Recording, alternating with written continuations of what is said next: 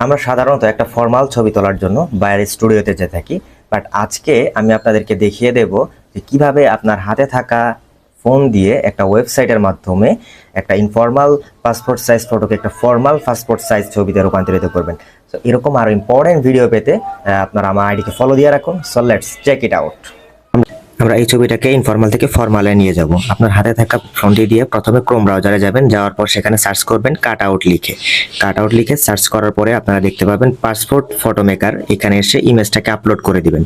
Upload করার পরে এখানে আপলোড হতে সময় লাগবে এবং দেখবেন এখানে শার্টের লোগো দেওয়া আছে এবং লোগো দেওয়ার পরে এখান থেকে আপনার ইচ্ছে মতো যেটা আপনার ছবির সাথে স্যুট করবে যেই ফর্মাল ড্রেসটা সেটাকে নেবেন। আমার যেহেতু এটা ভালো লাগে নাই আমি সেহেতু অন্যটা নিলাম। তো আমার এটা নেওয়ার পরে আমি দেখলাম যে না, এটা আমার সাথে খুব বেশি স্যুট করছে, তো এটাই আমি সিলেক্ট করে দেব। তো সেখানে ডান দিয়ে আমি ডাউনলোডে চলে যাব। এখানে ডাউনলোড এইচডি দিয়ে ডাউনলোড করব, ব্যাস।